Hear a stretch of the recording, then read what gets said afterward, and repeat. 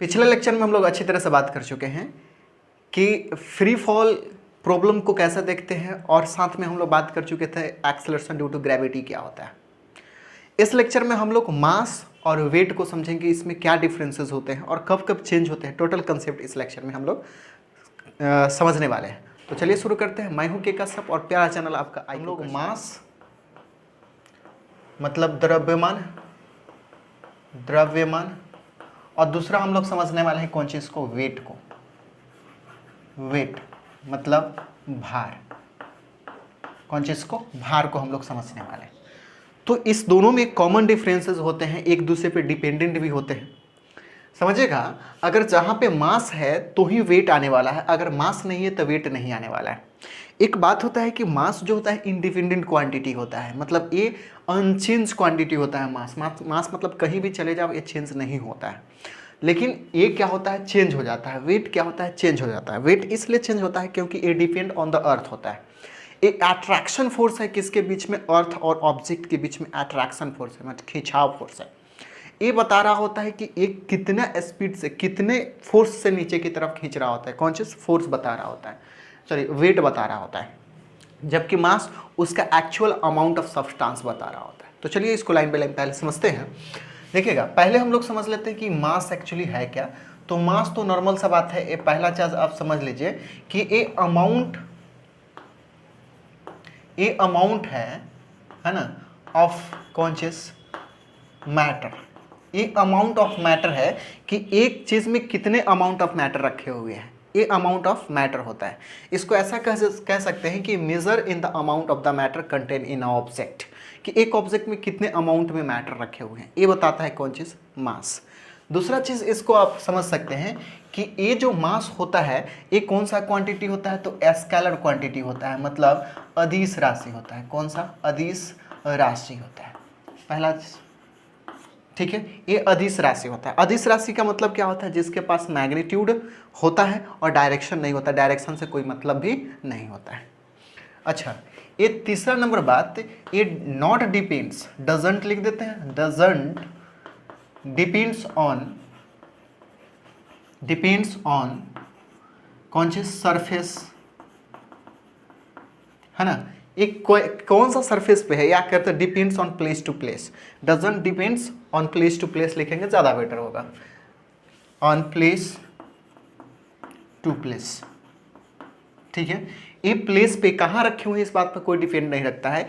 ये एवरीवेयर क्या होता है, सिंपल इसका कहना है, एवरीवेयर ये क्या होता है, सेम होता है। पहला चीज, एवरीवेयर क्या होता है, ये सेम होता है। बात समझ रहे हैं क्या, ये कभी चेंज नहीं हुआ, ये चेंजेबल है ही नहीं। अगर मान लीजिए यहाँ पे, अगर सपोज इमेजिन कर सकते हैं कि अगर 1 kg हम लोग लेकर के अर्थ पे देख रहे हैं और इसको 1 kg को मून पे लेके चले जाए तो भी वो 1 kg ही रहेगा, उसमें चेंजिंग नहीं होता है। इसलिए इसको बोलते हैं एवरीवेयर क्या होता है, सेम होता है इसका मास। अच्छा, इंपॉर्टेंट तो बात यहाँ पे ये समझने की बात है कि ये स्केलर क्वांटिटी होता है, इसका मतलब इसके पास डायरेक्शन नहीं होता है। डायरेक्शन नहीं होता है इसका मतलब ये अनडिपेंड होता है, ये किसी डायरेक्शन पे डिपेंड नहीं कर रहा होता है, या यहाँ पे डायरेक्शन से कोई मतलब ही नहीं होता है। जस्ट इसके अपोजिट में ये होता है वेट, ठीक है ना। तो फिलहाल इतना हम लोग को समझ में आया कि मास कुछ ऐसा होता है, कहीं भी चले जाओ चेंज नहीं होता है। लेकिन वेट जो होता है वेरी इंपॉर्टेंट और एक कह सकते हैं क्रूशियल पॉइंट है। ये आपको समझना है कि weight actual attraction force between the earth and object होता है। पहला चीज, ये क्या है, ये अट्रैक्शन फोर्स है, attraction force between earth and object. बात समझ पा रहे हैं क्या, हम लोग किसका वेट की बात कर रहे हैं। पहला चीज, अगर किसी का वेट की बात कर रहे हैं, उसके पास कुछ ना कुछ मास पहले होगा। पहला चीज, बिना मास का कभी भी वेट नहीं आता, उसके पास मास होगा, उससे हम लोग निकालते हैं कि वेट कितना है, ठीक है। तो पहला चीज हम लोग को याद रखना है, वेट निकालते हैं तो उसके पास कुछ ना कुछ मास होना चाहिए। अगर मास नहीं है तो वेट भी उसके पास नहीं होगा, समझिएगा। यहाँ पे मैं बोला कि attraction force between the earth and object है। यहाँ पे इंपॉर्टेंट होता है कि जब भी हम लोग कौन चीज़ वेट को मेजरमेंट करते हैं तो रिलेट करते हैं किस चीज़ से, अर्थ से रिलेट करते हैं। तो ये इंपॉर्टेंट बात होता है। और उसके बाद कोई भी ऑब्जेक्ट कैसा है, अब अट्रैक्शन पावर है किसका? अर्थ का।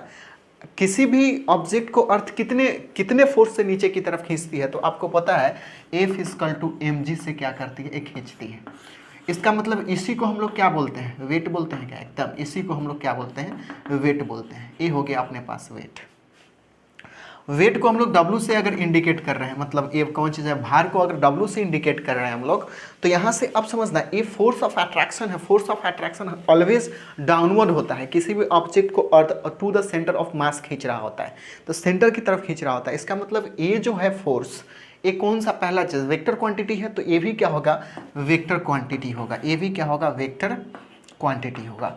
वेक्टर क्वांटिटी, वेक्टर क्वांटिटी, इसका मतलब इसके पास क्या होता है? इसके पास डायरेक्शन होता है और साथ में मतलब दिशा होता है और साथ में मैग्नीट्यूड होता है, कुछ ना कुछ परिमाप होता है।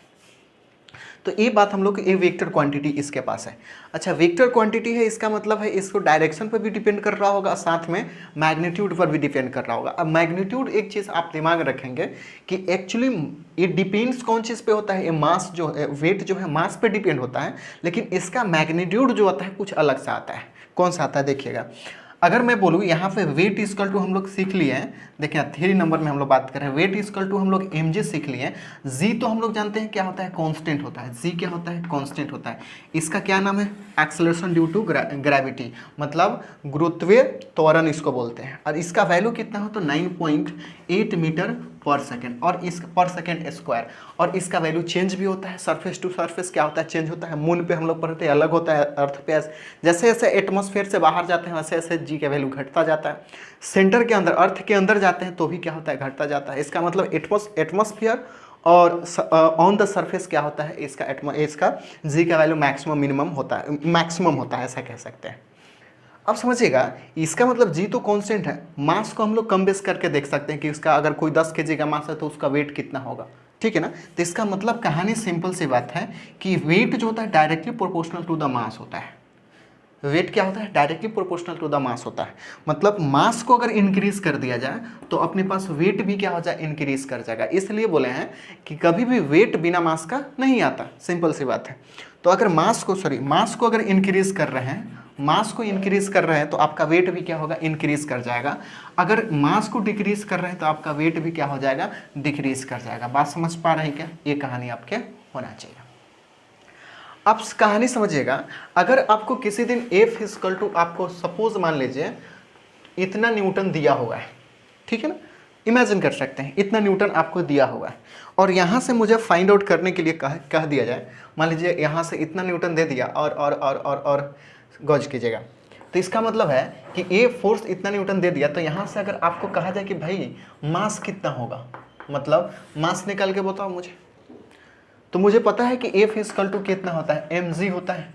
अगर g का वैल्यू हम लोग 9.8 ना लेके 10 ले लेंगे तो ज़्यादा फायदा होगा, कैलकुलेशन मुझे आसान हो जाएगा। तो मैं क्या करूँगा? 10 ले लूँगा। देखना ये फोर्स कितना दिया हुआ है? 20 दिया हुआ है, 20 newton. Mass into acceleration due to gravity कितना होता है? 10 ले लें तो ये कैंसिल हो गया। इसका मतलब मास कितना है? 2 kg। तो यहाँ से अगर मुझे ये कौन सा F, ये ग्रेविटेशनल फोर्स, हर जगह नहीं ये फार्मूला को चिपकाने शुरू कर देंगे। हमेशा ये कब? जब जी काम कर रहा होता है तब ये फार्मूला के एक कंसेप्ट को अप्लाई करते हैं।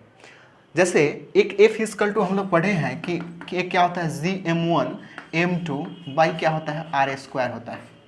एक्चुअली ये फार्मूला यहाँ पे इसको चिपकाएंगे नहीं, क्योंकि m1 और m2 अलग अलग ऑब्जेक्ट है, इसमें अर्थ शामिल नहीं है। जब अर्थ इसे यहाँ पे शामिल हो जाता है तो हम लोग ला सकते हैं। ये कहानी समझ में आया? अच्छा, ये वेट ऑप्शन है, ये कहीं भी चला जाए ये 2 kg कभी घटेगा नहीं। वेट घट सकता है, मान लीजिए इतना अगर वेट को लेकर के हम लोग कहाँ चले जाए? मून के ऊपर चले जाए तो मास उतना 2 kg ही रहेगा, लेकिन ये क्या होगा? फोर्स मतलब वेट क्या होगा? घटता जाएगा। समझिएगा। नॉर्मल से एक और कहानी समझिएगा, अगर आपको कहा जाए कि फोर्स आपको 300 न्यूटन है, 300 न्यूटन फोर्स कहा जाए या फिर इसको हम लोग वेट कहें, बात समझ पा रहे हैं क्या? वेट का है। अगर यहाँ से आपसे पूछ दिया जाए मास कितना होगा, तो मास कितना, एक्चुअली हम लोग कर क्या रहे हैं? ये जी वाले से डिवाइड कर दे रहे हैं किस में? F को। मास = क्या हो जा रहा है? F/g, यही तो कर रहे हैं हम लोग। इसका मतलब है कि मुझे मास निकालना है तो जी से डिवाइड कर देना है, तो 300/10 ये कैंसिल होकर 30 kg होगा, ठीक है। अब समझने हैं, अब यहाँ पे क्लियर करने हैं कि भाई यूनिट ऑफ द वेट क्या होता है? What is the unit of the weight. तो यहाँ से 5 नंबर में हम लोग बात कर रहे हैं कौन चीज़, यूनिट की। यूनिट आप समझे F इक्वल टू mg, यही बना है कौन चीज़, वेट बना है। इसका मतलब है इसका भी यूनिट क्या होने वाला है, इसका यूनिट क्या होता है, न्यूटन होता है। कौन चीज़ में, न्यूटन होता है। कौन चीज़ में, न्यूटन। कौन चीज़ में, ऐसा यूनिट में होता है। तो मैं पूछ दूँ कि बताओ भाई CGS में क्या होता है, तो आपको पता है ये डाइन होता है। और 1 न्यूटन इक्वल टू हम लोग को पता है कि 1 kg मीटर पर सेकेंड स्क्वायर होता है, तो ये भी याद रखना है। उसी तरह 1 डाइन अगर पूछ दिया जाए, 1 डाइन, तो 1 डाइन कितना के बराबर है, तो 10, ऐसा करें ना, 1 डाइन ये क्या होता है, 1 ग्राम सेंटीमीटर पर सेकेंड स्क्वायर। तो ये होता है अपने पास डाइन। अच्छा, अब यहाँ से बात बनता है कि भाई इसका डायमेंशन क्या होगा, तो डायमेंशन आपको बताने होंगे, ठीक है। ऑलरेडी इस पर सारी हम लोग डायमेंशन की बात कर चुके हैं। चलिए यहाँ पे मैं लिख देता हूँ, डायमेंशन का साइन देता हूँ, ये क्या है, वेट है। आपको डायमेंशन कमेंट बॉक्स में आंसर देना है। अगर आपको फोर्थ का डायमेंशन आता है तो फिर तो कोई दिक्कत ही नहीं है, ठीक है। ये 5 नंबर। 6 नंबर आप समझिएगा, ए जो होता है ये क्या करता है, डिपेंड्स ऑन द, देखिएगा ये उसमें पढ़े थे कि ये डिपेंड्स नहीं करता है, ये depends on the place to place. याद रखिएगा ये कहाँ पे है, प्लेस टू प्लेस पे क्या करता है, डिपेंड करता है। कहाँ पे हम लोग बात कर रहे हैं, किस चीज़ पे बात कर रहे हैं, वो ये सारी कहानी वेट क्या करता है, उस चीज़ पे डिपेंड कर रहा होता है। इसका मतलब है मुझे टारगेट क्या होता है कि भाई कहाँ पे ऑब्जेक्ट रखा हुआ है और ग्रेविटेशनल फोर्स कितना कम है या कितना ज़्यादा है। अच्छा, एक दिमाग में आपको आना चाहिए कि ये डिपेंड्स क्यों करता है, क्यों वेरी कर रहा है। Reason gravity, acceleration due to gravity always change होता है प्लेस टू प्लेस, ठीक है। हम लोग तो अर्थ पे ही देखते हैं कि इक्वेटर पे कुछ अलग होता है, और चले जाएं हम लोग पोल के ऊपर, नॉर्थ पोल साउथ पोल के ऊपर तो कुछ अलग होता है, सेंटर के ऊपर कुछ अलग होता है। तो जी के वैल्यू चेंज होता है, समझिएगा। वेट इक्वल टू हम लोग पढ़ चुके कि mg होता है। अच्छा, ये मास तो होता है कौन चीज़, ये नॉट चेंज, ये तो चेंज करता ही नहीं, नॉट चेंज, ये तो चेंज होगा ही नहीं। मतलब अगर 2 kg लेकर के चले जाएं, चेंज किस केस में, मतलब अगर 2 kg ले रहे हैं अर्थ पे और 2 kg लेकर के चले जाए मून के ऊपर, तो भी 2 kg ही रहेगा, चेंज तो होगा नहीं, इस सेंस में ले रहे हैं। लेकिन जी क्या हो जाएगा, ये चेंज हो जाएगा। जी क्या हो जाएगा, चेंज हो जाएगा। हम लोग पता है कि मून के ऊपर जाते हैं तो वेट क्या होता है, चेंज होता है। जब यहाँ पे वेट चेंज होगा, यही रीज़न है, यही रिस्पॉन्सिबल है कि वेट भी क्या कर देता है, चेंज करा देता है। यही रीज़न होता है कि जिसके वजह से वेट क्या होता है, चेंज होता है। मास तो चेंज नहीं होता है, तो चेंज कराने के लिए कौन रिस्पॉन्सिबल है, तो जी ही रिस्पॉन्सिबल है आपको मास को चेंज कराने के लिए। इतना बात समझ में आ रहा है क्या। इसका मतलब है कि अगर आपसे पूछ दे कि भाई मून पे कितना, अगर मान लीजिए कि मैं अगर 100 न्यूटन का मैं क्या करता हूँ, 100 न्यूटन का मैं वेट लेकर के मून पे चला जाता हूँ, ठीक है ना। तो ये यहाँ पे इसका मास और इसका ठीक है 100 न्यूटन अगर सरफेस पे हम लोग अर्थ के सरफेस देख रहे हैं कि 20 न्यूटन ये क्या है, फोर्स है या फिर वेट है, उसको लेकर के हम लोग चले जाते हैं किसके, मून पे, तो होता है 1/6 part of the earth on the earth. On 1 क्या होता है, 6 होता है। मतलब अगर इसी को लेकर के हम लोग चले जाएं किसके ऊपर, मून के ऊपर, तो 1/6 कर दीजिए, तो ये वेट वहाँ पे इतना कन्वर्ट हो जाएगा। रीज़न क्या होता है, क्योंकि जी का वैल्यू होता है 1/6, सिंपल सी बात। तो जी होता है तो ये वेट भी क्या होगा, उतना कम हो जाएगा। अगर जी कम हो रहा है तो वेट भी कम होगा। ये जो तो हम लोग मास को तो कम नहीं कर रहे हैं, मास तो सेम ही है, मास जितना लेके जाएंगे उतना ही रहेगा, मास में कोई चेंजिंग नहीं। तो रीजन क्या है, ये वाला, तो 1/6 होता है, इसको आपको याद रखने होंगे। अच्छा, इतना कहानी हमको समझ में आया। तो अर्थ पर भी वेरिएशन होते हैं, अर्थ पर भी वेरिएशन होता है। अगर कोई ऑब्जेक्ट ऊपर की तरफ मूव कर रहा है तो उसका वेट भी क्या कर रहा होगा, वेरी कर रहा होता है। अगर नीचे की तरफ एक्सेलरेट कर रहा है तो फिर क्या होता है, मान लीजिए कोई ऑब्जेक्ट नीचे की तरफ गिर रहा है, तो वहाँ पे आप कभी ऐसा भी किए होंगे कि लिफ्ट के अंदर जब ऊपर की तरफ जाते हैं तो अपने आप को कुछ भारी महसूस करते हैं, और जब ऊपर से नीचे की तरफ आता है तब क्या करते हैं, आप हल्का महसूस करते हैं, लगता है ये वाला है, दिल है ही नहीं करके। या फिर कॉमन सा सेंस आप कर सकते हैं, जो मैरी गोल्ड होता है, जो झूला होता है, उसमें क्या करते हैं, झूलते हैं तो अपवर्ड जाते समय अच्छा लगता है, उसमें भार ज़्यादा होता है, ऊपर से जब नीचे आते हैं तो क्या होता है, वजन हल्का लगता है। तो एक्चुअली वहाँ पे हम लोग मास का कंसेप्ट नहीं, वेट का कंसेप्ट होता है, वेट हमारा कम लगता है, मास तो सेम ही। अब यहाँ पे लिफ्ट प्रॉब्लम आपसे पूछा जाता है, ठीक है ना, लिफ्ट। और लिफ्ट में हम लोग बात करते हैं मास और कॉन्शियस वेट का रिलेशन। अब समझिएगा, लिफ्ट में मास कहीं भी जाए तो चेंज नहीं होता है, तो ए चेंजेबल तो है ही नहीं, नॉट चेंज। अब समझिएगा, ए चेंज नहीं हुआ तो चेंज कौन होने वाला है, ए होने वाला है। अब समझिएगा, लिफ्ट में 3 केसेस हो सकते हैं। एक तो होता है मान लीजिए ये लिफ्ट हो गया है ना, ये लिफ्ट हो गया और इसके अंदर आप बैठे हुए हैं और लिफ्ट कौन चीज़ में है, बेचारा रेस्ट में है, मतलब रुका हुआ है। एक केस ये हो सकता है। दूसरा केस आप ले लें कि ये लिफ्ट है, ठीक है ना, लिफ्ट इमेजिन करना, पता नहीं कैसा सिलेंडर बना रहे हैं क्या, है ना, चलिए लिफ्ट है, जैसा भी है लिफ्ट है, इसके अंदर आप बैठे हुए हैं, ठीक है, और ये ऊपर की तरफ ये क्या कर रहा है, जी से या फिर एक से एक्सेलरेट कर रहा है ऊपर की तरफ, ये एक्सेलरेशन दे रहे हैं, मतलब ऊपर से फेंके तो स्पीड क्या कर रहा है, ऊपर की तरफ जा रहा है। तीसरा हम लोग केस ले सकते हैं कि ये इसके अंदर हम लोग बैठे हुए हैं और ये लिफ्ट नीचे की तरफ एक्सेलरेट कर रहा है, ठीक है, एक्सेलरेशन दिए हुए इसका, इसका मतलब इसके ऊपर हम लोग फोर्स अप्लाई किए हैं, फेंके हैं या फिर जैसा भी है, जो भी कंसेप्ट है। फर्स्ट केस में आप समझ, मेरा जो अंदर जो आप बैठे हुए हैं, कोई भी बैठा हुआ, उसका मास m है और इसका भी मास m है, इसका भी मास क्या है, m है। क्लियर है बात, ये भी अर्थ है, ये भी अर्थ है, ये अर्थ है, कहानी समझ लीजिए। फर्स्ट केस में क्या होगा, मुझे पता है कि कोई भी ऑब्जेक्ट अगर किसी दूसरे ऑब्जेक्ट के कांटेक्ट में होता है तो वहाँ पे नॉर्मल फोर्स काम कर रहा होता है। अगर सरफेस से ऊपर हाइट पे है तो नीचे की तरफ ये मास जो है, ये मास नीचे की तरफ mg फोर्स लगाता है, और mg फोर्स एक्चुअली ये अपना F होता है, और कॉमन सा सेंस से लगाए तो ये कौन चीज़ है, वेट होगा। पहला चीज़ समझिएगा, इस कहानी को समझिएगा, F इक्वल टू mg हो गया, और ऊपर की तरफ क्योंकि ये सरफेस के कांटेक्ट में होता है, नीचे में पैर जो होता है लिफ्ट के सरफेस पे रखा रहता है, तो लिफ्ट भी आपके ऊपर क्या, न्यूटन थर्ड लॉ तो पढ़े हुए हैं, तो लिफ्ट भी आपके ऊपर की तरफ फोर्स लगा रहा होगा, तो ऊपर की तरफ जो फोर्स लगा रहा होगा उसको हम लोग बोलते हैं कौन सी, नॉर्मल फोर्स। इसको बोलते हैं कौन चीज़, नॉर्मल फोर्स। और ये नॉर्मल फोर्स, अब गौर कीजिएगा, हम लोग जानते हैं कि एफ नेट इक्वल टू अपने पास होता है मास इंटू कौन चीज़, एक्सेलरेशन। एफ नेट ये न्यूटन का कौन सा, सेकेंड लॉ ऑफ मोशन हम लोग पढ़ रहे हैं, सेकेंड लॉ ऑफ मोशन, तो F net equal to mass into acceleration होता है। अब समझिएगा, ये तो हो गया एफ नेट, इस पर टोटल फोर्स कितना लग रहा है, ऑब्जेक्ट तो रुका हुआ है, कोई दिक्कत की बात नहीं। इसका मतलब है कि ए अगर ऊपर वाले को, अगर इसको प्लस ले, नीचे वाले को क्या करना है, अपोजिट, एक तो अपवर्ड लग रहा है, एक डाउनवर्ड रखता है, ऊपर वाले को प्लस लेते हैं, नीचे वाले को क्या लेते हैं, माइनस लेते हैं, तो यहाँ क्या हो जाएगा, नॉर्मल माइनस mg, क्या हो जाएगा, ऐड कर रहे हैं, तो नेट फोर्स इतने कितना लग रहा है, mg, और इन इक्वल टू कौन चीज, मास इंटू एक्सेलरेशन। मास कितना है, देखो मास तो m है, ठीक है, ये मूव कर नहीं रहा है, इसका मतलब एक्सेलरेशन यहाँ पे क्या है, मतलब त्वरण अपने पास कितना है, 0, त्वरण अपने पास क्या हो गया, 0। जब त्वरण 0 है, इसका मतलब एक कहानी 0, मतलब normal minus mg equal to 0, इसका मतलब नॉर्मल mg, और यही आपका क्या हो गया, वेट। इसका मतलब है जब लिफ्ट के अंदर, जब लिफ्ट रुका होता है तो नॉर्मल हम लोग अर्थ पे जितना वेट महसूस करते हैं उतना ही लिफ्ट में भी हम लोग महसूस करेंगे। अब ये कहानी चेंज होगा जब हम लोग अपवर्ड या डाउनवर्ड जाएंगे तब, ठीक है। अब इसमें क्या हो रहा है, अपवर्ड जा रहा है, तो पहला कहानी तो ये सरफेस पे कांटेक्ट में है और इसके पास मास है, तो नीचे की तरफ mg फोर्स लगा रहा होगा, कौन लगा रहा, अर्थ नीचे की तरफ लगा रहा होगा, तो ये क्योंकि अब सरफेस, ये जो लिफ्ट है उसके सरफेस पे कांटेक्ट में होगा तो ऊपर की तरफ भी फोर्स लगा रहा होगा, इसका मतलब ये ऊपर की तरफ कौन सा, नॉर्मल फोर्स लगा रहा होगा। अब हम लोग जानते हैं कि एफ नेट न्यूटन का सेकेंड लॉ से मास इंटू क्या होता है, एक्सेलरेशन होता है। आपसे गौर दिया, ये मास हो गया, ये सॉरी ये हो गया फोर्स, और ये मास इंटू एक्सेलरेशन, तो ये कौन सा फोर्स है, नेट फोर्स, इस पर कितना फोर्स लग रहा है, और सभी का सम।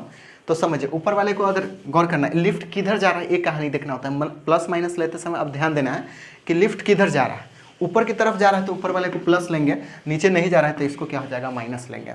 अब देखिएगा, नॉर्मल माइनस mg मास इंटू क्या, एक्सेलरेशन, एक्सेलरेशन ऊपर की तरफ कितना जा रहा है, ए से, तो यहाँ से निकाल लेंगे नॉर्मल ma प्लस mg, यहाँ से नॉर्मल इक्वल टू, यहाँ से m कॉमन अगर ले लें तो a प्लस क्या हो जाएगा, g हो जाएगा। इसका मतलब है कि ऑब्जेक्ट अगर a क्या हो गया अपने पास, वेट हो गया, a क्या है, वेट है, a क्या है, वेट है, इसका मतलब मास a प्लस क्या है, g, a प्लस g। अगर ऑब्जेक्ट ऊपर की तरफ एक्सेलरेट कर रहा होगा, रुका होगा, तो क्या होगा, वेट और mg के बराबर होगा, कोई दिक्कत नहीं। अगर ऑब्जेक्ट ऊपर की तरफ जा रहा हो, ऊपर की तरफ ऑब्जेक्ट अगर जा रहा है तो वहाँ पे वेट क्या हो जाता है, बढ़ जाता है। कितना बढ़ जाता है, जितना आप एक्सेलरेशन बढ़ाते हैं उतना ही क्या होता है, आपका वेट भी बढ़ जाता है। तो यहाँ पे दिख रहा है कि g और a क्या हो रहा है, आपस में ऐड हो रहा है, तो इसको आप याद रखेंगे। ये कौन सा है, अपवर्ड केस के लिए। अब चलिए, अब डाउनवर्ड केस के लिए हम लोग समझते हैं। तो यहाँ पे देखना है कि नीचे की तरफ फिर क्या लग रहा है, कि mg लग रहा होगा, और ऊपर की तरफ क्या लग रहा है, नॉर्मल लग रहा है। एक्सेलरेशन किसके तरफ, नीचे की तरफ, तो इसको प्लस और इसको क्या करेंगे, minus. F net equal to F net equal to mass into क्या हो जाएगा एक्सेलरेशन। अब देखना यहाँ से फोर्स, ये क्या हो जाएगा नॉर्मल mg हो गया प्लस और ऐड कर रहे हैं नॉर्मल को, तो मास इंटू एक्सेलरेशन डाउनवर्ड, कोई दिक्कत नहीं। अब इसको इधर भेज दें तो नॉर्मल इक्वल टू अपने पास हो जाएगा mg माइनस कॉन्शियस ma। तो यहाँ से नॉर्मल इक्वल टू अपने पास m कॉमन ले लें, g माइनस क्या हो जाएगा a। इसका मतलब वेट ही, ये नॉर्मल ही फोर्स क्या कहलाता है, एक्चुअली वेट कहलाता है। तो मास ये g माइनस क्या हो जाएगा वेट a। इसका मतलब जब ऑब्जेक्ट नीचे की तरफ आ रहा है तो वेट कैसा होगा, कम महसूस होगा, क्योंकि g में से एक कम हो रहा है और g पे ही तो वेरिएशन किस वजह से हो रहा है, तो g की वजह से ही हो रहा है, तो यहाँ पे एक हो जाएगा कम हो जाएगा। तो अब याद रखने हैं, अगर लिफ्ट रेस्ट में हो तो हम लोग का वेट उतना ही महसूस होगा जितना हम लोग सरफेस पे महसूस कर रहे थे। अगर ऑब्जेक्ट ऊपर की तरफ अगर मूव कर रहा है तो कितना बढ़ जाएगा, तो जितना सा एक्सेलरेशन ऊपर की तरफ उतना बढ़ जाएगा। इसका मतलब है इसमें बढ़ता हुआ मुझे महसूस होगा। अगर नीचे की तरफ अगर हम लोग देखें तो नीचे में क्या हो जाएगा, घटता हुआ महसूस होगा। जैसे लिफ्ट, अब नॉर्मल सा जब आप मैरीगोल्ड झूला पर देख लीजिए, ऊपर जब जा रहे होते हैं तो आपको क्या लगता है कि आप महसूस करते हैं कि भारी भारी सा, ऊपर से नीचे आ रहा था तो हल्का महसूस करते हैं।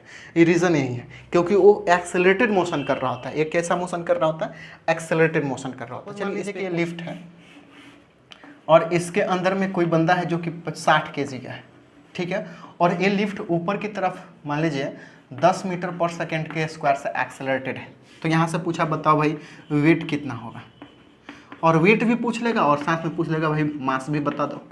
दोनों तो डिफरेंट चीज़ है भाई, तो मास यहाँ पे कितना होगा। अब समझो, गौर करना, ये मास कितना लिए है 60 kg, तो मास के लिए कोई दिक्कत है क्या, तो 60 kg कहीं भी जाओ मास तो चेंज होगा ही नहीं। तो अब मुझे वेट के लिए देखना है।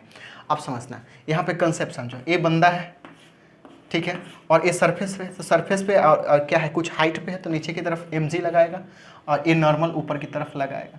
एक्सेलरेटेड क्या है ऊपर की तरफ, मतलब ए का वैल्यू, ए क्या है, ए इक्वल टू इतना दिया हुआ है, तो ऊपर वाला प्लस नीचे वाला क्या हो जाएगा minus. Net force equal two plus वाला जिधर की तरफ मूव कर रहा है उसको प्लस, नीचे वाला माइनस। तो देखिए नॉर्मल और इसको ऐड करिए तो माइनस mg और इक्वल टू क्या आता है, एफ नेट यूज़ कर रहे हैं हुआ, एफ नेट मास इंटू एक्सेलरेशन। तो ये इतना हो गया, मास कितना है तो m, और ए क्या है ऊपर की तरफ यही जा रहा है। अब देखिए नॉर्मल फोर्स, यही तो वेट कहलाएगा अपना। आज के लिए ये क्या है, वेट है, तो इसके लिए तो कोई दिक्कत नहीं, मुझे यही निकालना है।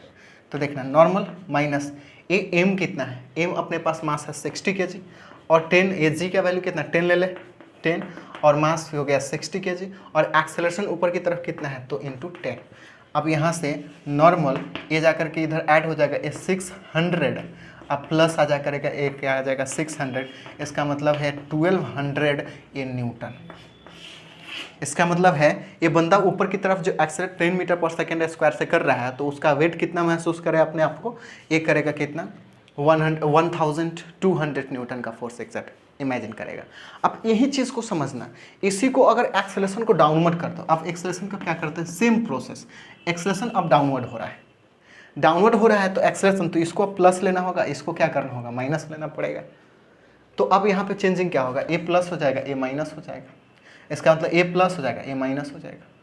अब देखना इसको निकाल रहे हैं तो क्या कर रहे हैं हम लोग, इसको इधर भेज रहे हैं तो ये माइनस, ठीक है, इसको इधर भेज रहे हैं तो ये माइनस और एक का जाएगा कौन चीज़ प्लस में, गौर करना, इसी को इधर भेज रहे हैं और इसको इधर भेज रहे हैं, तो 600 माइनस 600 हो जाएगा, और ये कितना आ जाएगा, आज अपने पास 0 हो जाएगा। नॉर्मल फोर्स कितना 0। इसका मतलब है इतना स्पीड से अगर ये है, ये इतना kg का मास है और इतना एक्सेलरेशन से नीचे आ रहे हैं, तो आपको वेट महसूस ही नहीं होगा, लगेगा कि आपके पास कुछ है ही नहीं, ऐसा आपको महसूस होने लगेगा। ये कहानी समझ रहे हैं, तो इस तरह के क्वेश्चंस को ऐसे आप लोग को देखने हैं और कंसेप्ट को समझने हैं। नेक्स्ट लेक्चर में जो हम लोग बात करने वाले हैं, इसके बाद आप जानते हैं एक्सेलरेशन ड्यू टू ग्रेविटी और ग्रेविटेशनल कांस्टेंट के बीच में जो डिफरेंसेस है, और एक्सेलरेशन ड्यू टू ग्रेविटी का जो है जी का वैल्यू, स्मॉल जी का वैल्यू। नेक्स्ट लेक्चर में इससे रिलेटेड टोटल कंसेप्ट आपका क्लियर हो जाएगा। तो फिर मिलते हैं नेक्स्ट वीडियो में, जब तक एंजॉय करें और पढ़ाई करें।